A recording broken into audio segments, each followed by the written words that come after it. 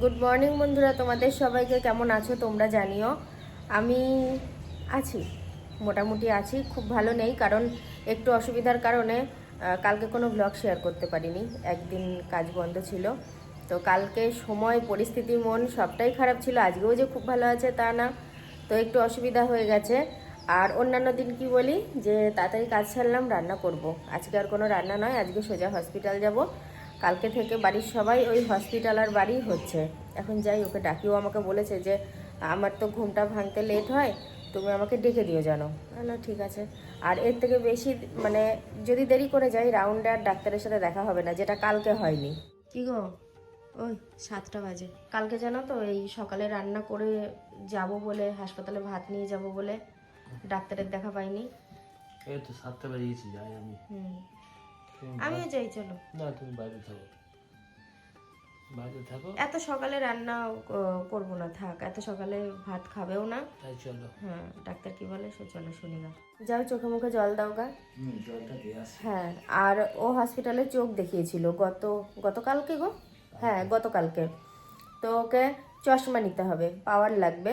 তো ওই একটা ড্রপ দিয়েছে, বললো সেটা 2 দিন ব্যবহার করার পরে ওই আগামীকাল পাওয়ারটা দেবে। ঠিক আছে। তো দেখো, কিছু কিছু রোগে, কিছু কিছু কেন সব সমস্যাতেই, শরীরের যে কোনো সমস্যাতেই এখন আর বয়স লাগে না, অল্প বয়সেই হয়ে যায়। চোখের সমস্যা আগেকার দিনের মানুষদের বয়স না হলে হতো না। হ্যাঁ, আর এখন দেখো। তবে ওর যে বয়স, পাওয়ারটা লাগা স্বাভাবিক। ছোট ছোট বাচ্চাদের চোখেও এখন চশমা থাকে, চুল পাকতে বয়স লাগে না, এই আর কি। রোগের কাছে কোনো বয়স নেই। উঠে গেছে, আমি বিছানাটা গুটিয়ে নিজে রেডি হয়ে নিচ্ছি।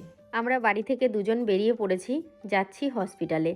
এখান থেকে কিছুটা দেখা যাচ্ছে হসপিটাল, আর এই জায়গাটা দিয়ে যদি যাই একদমই কাছে হয়, একটা মাঠের মধ্যে দিয়ে। এটা রাস্তা নয়, সেটা বুঝতে পারছো। কত উলু ঘাস হয়ে রয়েছে, এগুলোকে কি উলু ঘাসই তো বলে, হয়তো আমার সঠিক জানা নেই।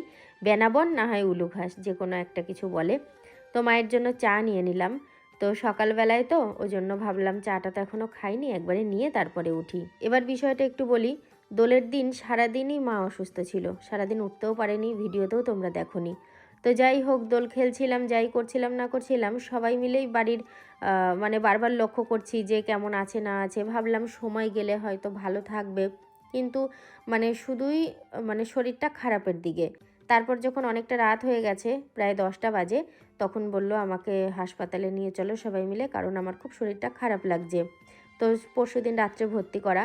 কালকের দিনটা আমার ভালো লাগেনি ভিডিও করতে, হাসপাতাল বাড়ি করা হয়েছে, তারপরে মাথায় স্ক্যান করাতে নিয়ে যাওয়া হয়েছিল, সব মিলিয়ে আর কিছু করা হয়নি। তবে আমি ভিডিও শুরুতে ভুল বলেছি, গতকাল তোমরা ভিডিও পেয়েছো দোলের ভিডিওটা, মানে ওই দোলের ভিডিওটা যেদিন যাওয়ার কথা, দোলের পরের দিন, সেই দিন গ্যাপ গেছিলো, মানে হোলির দিন। আর এখানে দেখো মায়ের ছুটি হয়ে গেছে। সোহিনী একটা রিলসের মিউজিক শুনছে, দিয়ে বলছে এটা শুনলে আমার খুব রাগ ধরে। আলো, রাগ ধরে লাভ নেই, কালকে ওই মিউজিক দিয়ে আমিও একটা ইনস্টা ভিডিও দিয়েছি, মানে দোলের ওই ভাং তৈরি করেছিলাম, সে হা হা হে হে যে মিউজিক আছে না, ঠান্ডা জল গরম জলে সব আলাদা করে ভিজাচ্ছি। আমার কর্তা কিন্তু একটা করে জলের বোতল শেষ হয় আর ও একটা করেই ভরে একদম। হ্যাঁ, বাইরে গিয়ে খেলাম বলে এই যে লবণটা এখানে রেখে দিলাম, বাইরে নিয়ে গেছিলাম। কি গো, এনো কি হবে এটা? এটা একটু মাছ নিয়ে আসো গা। মাছ? হ্যাঁ, দেখো গা, এই বাজারেই যা পাও নিয়ে আসো। আমার একটা গান করতে ইচ্ছা করছে বাপিকে দেখে, বলে অন্য নদী আর কমুটে চাল ফেলে দে হাড়িতে, ঠাকুর জামাই এলো বাড়িতে। না কেন হঠাৎ এই গানটা কেন? ওই যে পাখাগুলো সব বের করে গরম পড়তে পড়তে সব পরিষ্কার করা হচ্ছে। হ্যাঁ, ও পরিষ্কার করে তো, ঘরের পাখা টাকাগুলো এবার সব পরিষ্কার করবে। কি মাছ? রুই মাছ। ও, পিসটা খারাপ করে নিয়ে ভালোই করেছি। ভালো করেছো। ও হ্যাঁ, একদম সেই ভাইফোঁটা ইলিশ মাছের। আরে ও তো কায়দা করতে গিয়ে ময়দা হয়ে গেল। সেই ভাইফোঁটায় সেই ইলিশ মাছের পিস, তাই না? সে মিষ্টিতে সন্দেশে, এটা সেই সন্দেশের পিসের মতো। এবার কাজবো, বেলা হয়ে যাচ্ছে। কেছে না বুঝলে, এটা পরে করলেও হবে, আবার ধর রান্না বান্না করবা। আজকে বারবার লোডশেডিং হচ্ছে, সেই জন্য কাচতে বসেও 2-3 বার আমি উঠে গেছি। তো এখন ঝপঝপ করে কেচে নিই, কারণ আবার কখন লোডশেডিং হয়ে যাবে কোনো ঠিক নেই। আজকে হয়তো লাইনে কাজ হচ্ছে, না হলে কিন্তু এত কারেন্ট যায় না। মা চলে আসবে, কারণ আমি চাইছি এসে স্নান করে দুটো ভাত খাবে, তো তো আমি ওই জন্য আর কি এই কাচাকুচিগুলো সেরে রান্নার ব্যবস্থাটা তাড়াতাড়ি করব, সেই মনোভাবই নিচ্ছি। মাছ ধুয়ে লবণ হলুদ মাখিয়ে রেখে দিয়ে আসলাম। সমস্ত কাজ কাচাকুচি সব সেরে আমার স্নান হলো। এ দেখো রান্নাও বসিয়েছি, চাল নিয়ে যাচ্ছি, মাছের তরকারি করব, ভাত করব, আর রান্না করতে করতে সবজি ভাই আসুক, দেখা যাক কি নিয়ে কি করা যায়। এই যে মা চলে আসলো, গত পরশুদিন রাত্রে গিয়েছিল, আর আজকে মানে দুপুর নাগাদ হয়ে গেছে প্রায় নিয়ে আসলো। তো সোহিনী বসার জায়গা দিল। আমার তো স্নান হয়ে গেছে, আমি সোহিনীকে বললাম তাহলে দিদাকে স্নানটা করিয়ে দে, আর মায়ের যা পরনে ছিল সেইগুলো ছেড়ে টেড়ে রাখবে, ওইগুলো পরে কাচা হবে, না হয় আমার ননদও কেচে দিতে পারে স্নানের সময়।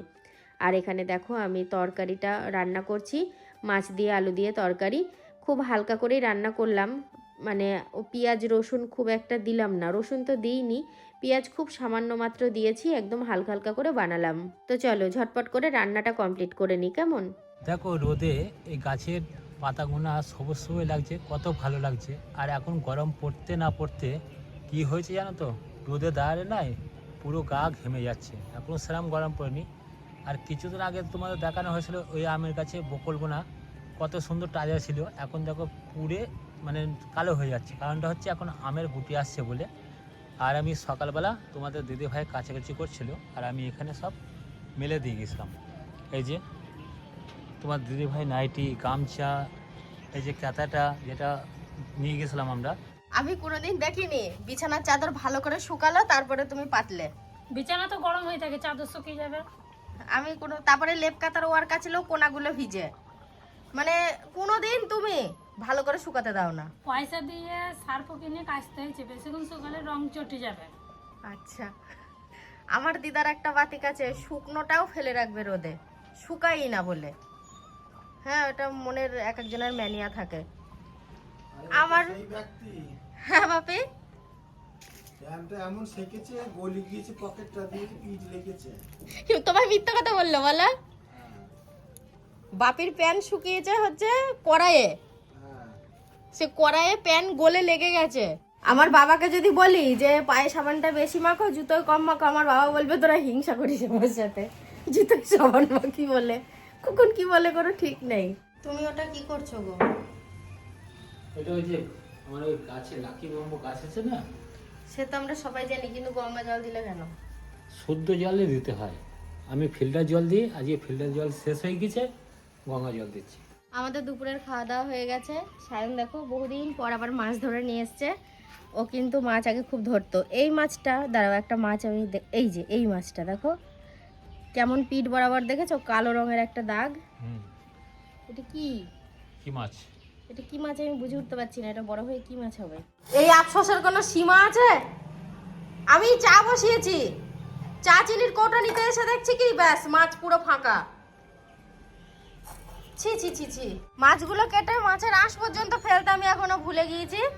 আর এ বাপি, ও বাপি তো ঘুম। সায়ন মাছ এনেছিল, দেখেছিলে? হ্যাঁ, তুমি বাঁচছিলে তো, আমি দেখলাম। তুমি তখন ঢুকলে না? হ্যাঁ হ্যাঁ। সেই মাছ দেখো বিড়ালে খেলো। এ মা, আমি চা চিনি আনতে গিয়েছি ওই ঘরে। তাই তুমি ভালো করে ঢাকা দাওনি? হ্যাঁ, ঢাকার সরিয়ে খেয়েছে, কি ঢাকা সুন্দর পড়ে সুন্দর রয়েছে এতটা মাছ। চওড়া চওড়া পুঁটি মাছ। হ্যাঁ, বৌমা তখন ইয়ে করছে, বাচ্চা, আর আমি তখন ঢুকছে ওদের বাড়িতে। কি অবস্থা বলো দেখিনি। তোদের খুব গাফিলতি আছে, মানে কেয়ারলেস যাকে বলে। বাটিটাই যদি তুমি উপর করে দায়িত্ব রাখতে করে পারো, যে তো কোনো মাছটা খেতে জিনিস পারতো না। যত্ন করে দায়িত্ব করে রাখতে হয়। হয়তো অনেকে বলবা যে বিড়ালে খেয়েছে, পশুতে প্রাণীতেই তো এই যে আফসোস করো না, কিন্তু এত যদি ক্ষতি করে তাহলে ভালো লাগে? মাঝখান থেকে আমার মা আমায় ঝেড়ে দিল। আমি শুনেছি যে শাশুড়ি ননদরা বৌমাকে বকাবকি করে। এই আমার মা আমাকে যে কি মানে জানো, ফোন করে সারাক্ষণ আমার খুঁতগুলো বলে আমাকে, এই তুই যে কড়াই রান্না করিস সেটা ভালো না, তুই এই ডালে কিন্তু একদিন আমডাল করে কালো জিরা ফোড়ন দিয়েছিস, সেই কত কথা বললো, ওটায় সর্ষে শুকনো লঙ্কা ফোড়ন যাবে, তুই এত অগোছালো কেন আমার পেটের মেয়ে হয়ে? আর সারাক্ষণ সারাক্ষণ এই ওই ঘুমিয়ে থেকে বিড়ালকে দিয়ে মাছগুলো খাওয়ালে কবে? এখনই?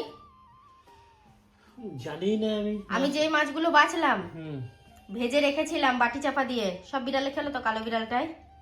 ও কপালে ছিল। তাহলে এত কষ্ট করে ভেজে খাওয়ার পর কি আছে, কাঁচা অবস্থায় দিয়ে দেবো এরপরে আনলে। আর সায়ন কত কষ্ট করে মাছগুলো ধরে এনেছো বলো তো, কতটা টাইম নিয়ে। এখন বাজে বিকেল 4টে, আমার মা এসছে তাও 3:30-র সময়। তো সবাই একসাথে বসে গল্প করছিল, আমিও ছিলাম, একটু চা করে দিয়ে আসলাম, এখন সবাই খাচ্ছে। আর অনেকক্ষণ আমি ঘরে আসিনি, আজকে দুপুরে খাওয়া দাওয়ার পর মাছ কেটেছি, মাছ ভেজেছি, তারপরে ওই ঘরে গিয়ে সবার সাথে গল্প করেছি, আজ আর এ ঘরে আসিনি। তো ভাবলাম ও আছে নাকি বেরিয়ে গেছে। দেখো আজকের যেই মাছ সেটা আমি কিভাবে রেখেছি দেখো, আমার মাথায় অতটা কাজ করেনি। আর সত্যি কথা বলতে আমি যে এখানে আনবো আমি ভুলেও গেছি, ওই ঘরে চলে গেছি, ওই জন্য আরও মাছগুলো খেয়ে নিয়েছে। এই বক্সের মুখটা আটকে রাখি, নাহলে ঘরে ঢুকে এটাও ফিনিশ করে দেবে। কোনো প্রতিকার নেই এর। হ্যাঁ, আমার তো মাথাটা খারাপ হয়ে যাবে গো। আমার বাবাকে বাড়ির সবাই মিলে যতই বোঝাচ্ছি যে বাবা কোথাও যেও না দূরে, সেই নিজের মন মতোই কাজ করছে। আমাদের সামনে হয়তো বলছে কি যে না যাব না, কিন্তু ঠিক চলে যাচ্ছে। কেউ না কেউ এসে এরিয়ার খবর দিচ্ছে, মানে আমাদের পাড়ার লোকজন, গ্রামের লোকজন এসে খবর দিচ্ছে যে তোমার বাবাকে দেখলাম, কি আমার ননদকে বলছে তো তাওই মশাইকে দেখলাম অমুক জায়গায়, কীরকম লাগে বলো তো।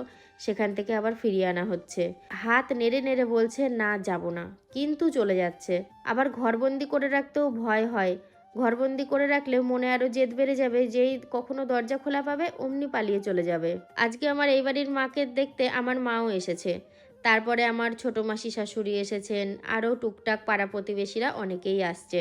তো সেই জন্য মা দেখো উঠোনেই রয়েছে, এসে আর আমার ঘরে যায়নি, সোজা এই ঘরেই এসছে। আমিও এই ঘরে ছিলাম, দিয়ে সবাই মিলে বসে বসে গল্প হচ্ছিল, চা করে দিলাম, এইভাবেই বিকেলটা টুকটুক করে কেটে গেল।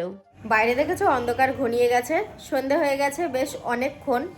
তো কি করব, এই ঘরের ভিতরেই ঘুরঘুর করছি, কিছুক্ষণ ফোন দেখছিলাম। আর এখানে দেখো কিছু রিপোর্ট রয়েছে মায়েরই, আজকে তো ওই 10:30 নাগাদ নিয়ে যেতে হবে। তো সেই কারণে রিপোর্টগুলো এখানেই বাইরে সোফার ওপর রেখেছি, ভালো করে একটুখানি গুছিয়ে একটা বড় ব্যাগের মধ্যে নেব। কারণ যেদিন ভর্তি করা হয়েছে মানে পরশুদিন রাত্রিবেলায়, সেই দিন তো তাড়াহুড়ো করে কি নেব না নেব, বড় ব্যাগ ট্যাগ কিছু নেওয়া হয়নি। ওই যা আগের যা রিপোর্ট ছিল সব ছোট ব্যাগের মধ্যেই নিয়ে সবাই মিলে নিয়ে গেছিলাম। হঠাৎ করে ইচ্ছা হলো একটু ঘরোয়াভাবে চাউমিন খাই, তো দেখো সব উপকরণ বের করে নিয়েছি। একটু আলু পেঁয়াজ দেব, একদম হালকা হালকা করে একটু চাউমিন বানাবো অল্প তেল মশলা দিয়ে, যাতে সবাই খেতে পারি। এখন তেল মশলার কথাটা খুব আগে মাথায় আসছে, দেখো 7:30 বাজে। এই যে এখন একটু চাউমিন রান্না হচ্ছে, খুব ইচ্ছা করছে একটু চাউমিন খেতে, ওই জন্য দেখো 2 প্যাকেট বের করে নিয়ে এসেছি। একদম ঘরোয়াভাবে করবো, একটু চিনে বাদাম, একটু ডিম, পেঁয়াজ লঙ্কা, সামান্য একটু আলুও দেবো। রেস্টুরেন্টের থেকে আমার এইভাবেও খেতে ইচ্ছা করে, মানে বাড়িতে বানিয়ে ঘরোয়াভাবে। এই যে বন্ধুরা তৈরি হয়ে গেছে আজকে চাউমিন। তো এইটা দিয়েই মনে হচ্ছে রাত্রের খাওয়াটা সারতে হবে। এখন প্রায় কটা বাজে, হ্যাঁ পুরোপুরি 8:30 বাজে। আর চাউমিন খেতে খেতেই ভিডিওটা শেষ করছি না, চাউমিন খেতে খেতে না, চাউমিনটা শেয়ার করতে করতে, কারণ আমরা এখনো খাইনি, আমি এখনো বাটি করে কাউকেই দিইনি, সবাইকে দেবো, আমিও খাবো। তো তার সাথে সাথে আমি গুড নাইটও বলছি, কেমন? দেখা হচ্ছে আবার কালকে থেকে।